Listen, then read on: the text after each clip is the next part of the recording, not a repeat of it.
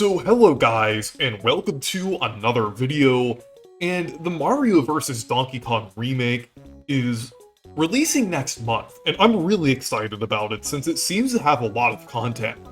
But it actually reminded me of a certain division of Nintendo since it's the one developing this remake, and they've also developed the other Mario vs. Donkey Kong games.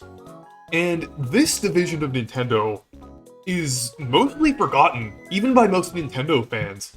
They've developed like quite a few interesting games, and it seems like over the past couple decades, at least up until the Switch era, which I'll discuss in a little bit, they've kind of been fading into obscurity, and they were mostly relegated to doing the Mario vs. Donkey Kong games or other very small projects, because they actually started off with a few kind of interesting games. But this is Nintendo Software Technology. So, Nintendo Software Technology is actually located very close to the Nintendo of America headquarters in Redmond, Washington. So it's very closely linked to Nintendo of America as like this development studio and everything. And they have made like quite a few games before Mario vs. Donkey Kong, and they've even like assisted with a lot of games as well. Like, interestingly, they've even developed like some third-party games. Like, I mean, technically, they were like published by Nintendo, but they are third-party properties like Ridge Racer 64, which is pretty interesting. And then there's also like I think a port of Crystalis, which is an SNK game that was ported to the Game Boy Color, and that was developed by Nintendo Software Technology with the Game Boy Color version.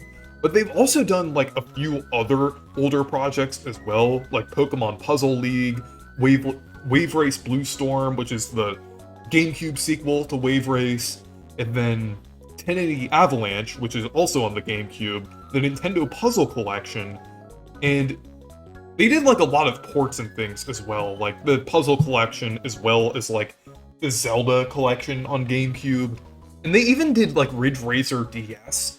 So it's kind of interesting like how they did like a mixture of ports, original games, as well as like certain like third-party games. It's pretty interesting. But by the mid to late 2000s, they mostly started the work on the Mario vs. Donkey Kong games. Like with a few exceptions and a few very small contributing things that they did, like a couple things in Smash Brawl and a couple like pretty obscure WiiWare and DSiWare games. They mostly stuck to the Mario vs. Donkey Kong series. Like, that was really the only thing they were known for, like, by the early 2010s.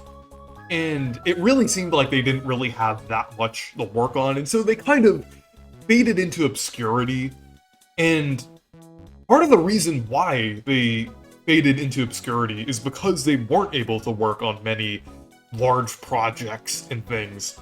Since there actually was a larger project in development that looked pretty interesting called Project Hammer for the Wii, which was basically gonna be like an action-adventure game where you would kind of like have this character control like a hammer with the Wii mode, and it looked pretty interesting. There were some problems with it in development, but I feel like they could have made it into a pretty interesting idea.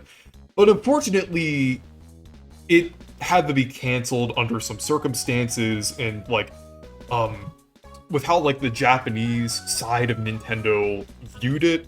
So that ended up being canceled, and they just kept working on the Mario vs. Donkey Kong games. And the thing is, with the Mario vs. Donkey Kong series, the first game was great, but the next games, while they aren't bad, they were pretty generic and iterative, and it partially is why, like, Nintendo Software Technology was so forgettable and everything.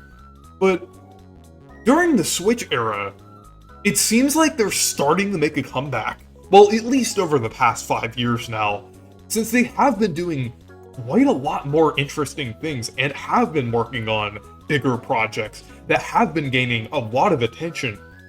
The most notable thing that they've worked on is Bowser's Fury. Even though it was also developed by EPD Tokyo, they did contribute a lot to the game, and Bowser's Fury ended up being a pretty significant Mario game, even though it is tied in with 3D World and the Wii U port and everything. And they also worked on the port of Captain Toad Treasure Tracker earlier in the Switch lifecycle as well, since they developed the new content for that, like the Odyssey levels and the new DLC as well. And the new DLC was pretty good, so I feel like they did a pretty good job at porting Captain Toad Treasure Tracker to the Switch, as well as like adding that new content in the game. So they have been kind of gaining that recognition in the Switch era. Even though it wasn't really obvious that they were working on these games, they still have been kind of making a comeback during the Switch era.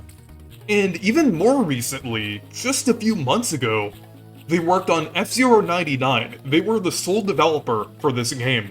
And F-Zero 99, despite the fact that it is a Nintendo Switch Online exclusive, it's a very fun game, and is honestly one of the best 99 style games. And it's just really good and really polished overall. And it kind of shows that Nintendo Software Technology, like even though they didn't solely work on a project independently for a while, since the Treasure Tracker port and the Bowser's Fury did have like support from other developers, it does show that they are capable of making some really fun games. And then next month, as I already mentioned, the Mario vs. Donkey Kong remake is releasing. And just like the original game, it's also being developed by Nintendo Software Technology. And this is a very solid looking remake overall. I know some people are kind of critical of the art style, but with the new footage that we got, I think it looks pretty good. It's a pretty similar art style to 3D World and kind of the games that are similar to 3D World, like 3D Land and Captain Toad. But it looks very polished, and like I feel like there was definitely a lot of effort going into it, because a lot of the original assets were recreated in 3D in the 3D Mario style, but retain their kind of like interesting designs and everything from the original game.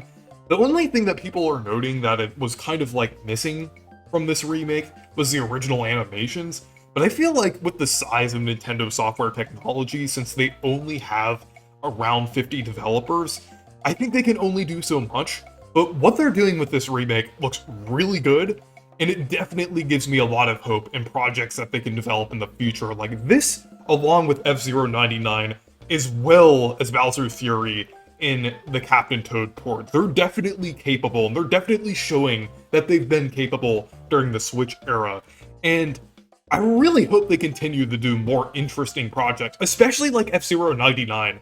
I feel like they're definitely capable of doing these kind of mid-range games. Maybe not like a huge project, but those kind of $30 to $50 titles, where they do have a decent amount of content and are also very fun games, but they are more pick-up-and-play experiences. I feel like Nintendo needs more of those. I know there have been like quite a few on the Switch, but it seems like there has been a decline of those games since the Wii U and 3DS era. So I'd like to see more games like that, because I don't think every game should be like a big, grand, open game. I mean, yes, we do need some of those games, but we also kind of need those smaller titles in between. Like, they could still have a lot of content, but I kind of like those gimmicky ideas and, like, creative projects like the original Mario vs. Donkey Kong. Even though that is a sequel to DK94, it still has a lot of great ideas in that game, as well as F-Zero 99, which is also a great game as well. And even Bowser's Fury, to an extent, even though that is a part of a Wii U port, that is kind of a smaller and more condensed experience. So I feel like Nintendo Software Technology is great at making those condensed and fun experiences.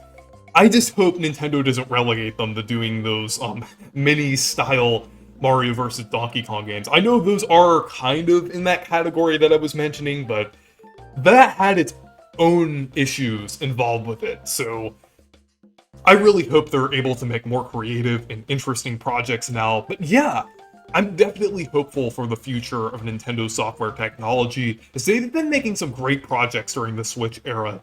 So anyways, thank you guys for watching this video. Make sure to leave a like and subscribe for more, and make sure to check out my Discord server and Twitter if you want to. Goodbye.